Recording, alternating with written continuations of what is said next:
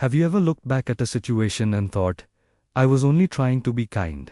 So why did I end up feeling used? Maybe you gave more time, more energy, more understanding than anyone else, and somehow you were the one left hurt, ignored, or taken for granted. What makes this even more confusing is that kindness is supposed to be a good thing. It's praised, encouraged, and admired. Yet for many people, kindness quietly becomes the very reason others cross their boundaries. If this feels personal, stay with me, because what we're about to talk about isn't about blaming yourself. It's about understanding the hidden psychology behind why some kind people are repeatedly taken advantage of, and how this pattern forms without them even realizing it. Kindness, at its core, is empathy in action. It's the ability to feel what others feel and respond with care. But when kindness grows without balance, it can slowly turn into self-erasure. Many people who are taken advantage of don't lack strength or intelligence. They lack permission, often learned early in life, to put themselves first. Somewhere along the way, they learned that being good meant being agreeable, that love was earned through giving, and that saying no risked rejection. These lessons don't disappear with age. They follow us quietly into friendships, relationships, workplaces, and even family dynamics. Before we go further, if this topic already feels familiar, take a second to like this video and subscribe to MindPage. This channel is all about understanding the hidden patterns that shape our behavior. And if you've ever felt misunderstood or drained by being too nice, you're in the right place. Subscribing helps you stay connected to content that actually speaks to real emotional experiences. One reason kind people are taken advantage of is that they often ignore their own discomfort. They sense when something feels off, but they push that feeling aside. They tell themselves they're overthinking, being dramatic, or expecting too much. This usually comes from a long history of prioritizing other people's emotions over their own.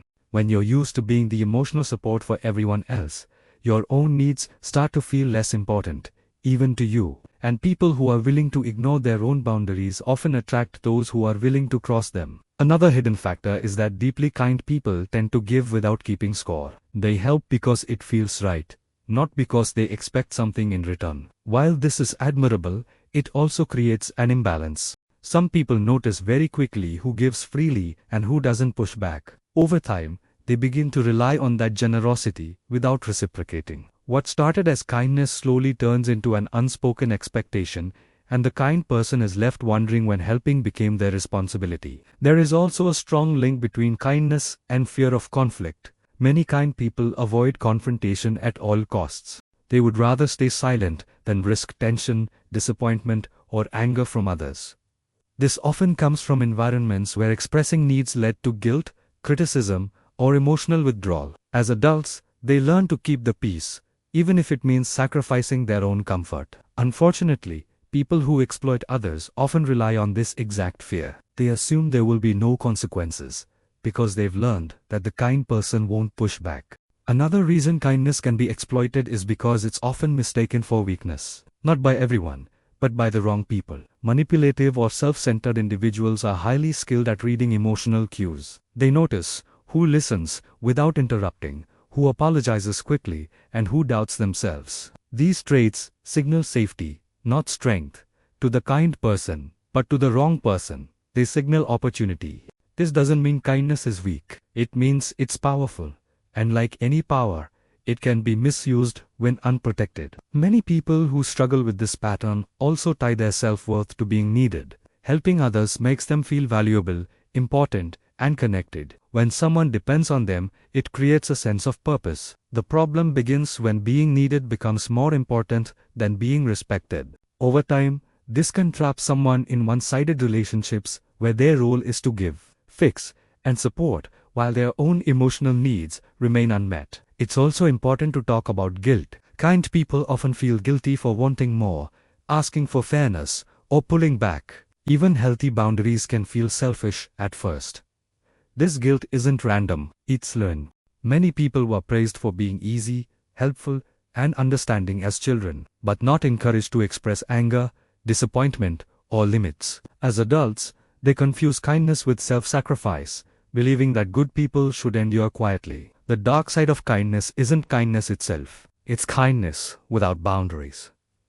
Boundaries don't make you cold, they make your kindness sustainable. Without them, resentment builds, exhaustion sets in, and eventually, even genuine care begins to feel heavy. When that happens, people often blame themselves for feeling bitter, instead of recognizing that their kindness was never meant to be limitless.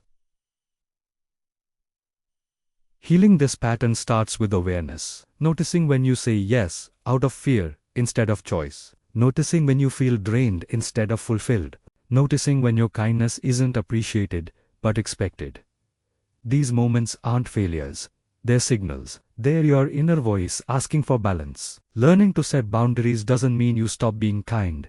It means you become selective. You begin to understand that not everyone deserves the same level of access to your time, energy, and emotional labor. Kindness paired with discernment is no longer something that can be easily exploited. It becomes quiet strength. If this message is resonating with you, remind yourself that you're not wrong for being kind. The world needs kind people. It just doesn't need them to disappear in the process. At Pattrens, we believe that self-awareness is the foundation of emotional freedom, and understanding why you've been taken advantage of is the first step toward changing that pattern. As we come closer to the end, I want you to hear this clearly. You don't have to become harder, colder, or less caring to protect yourself. You only need to value your own needs as much as you value the needs of others. Kindness should never require self-betrayal. If you've experienced situations where your kindness was misused, share your thoughts in the comments. Your experience might help someone else feel less alone. And if you know someone who gives too much and receives too little, share this video with them. Sometimes, a simple message of understanding can be the beginning of real change.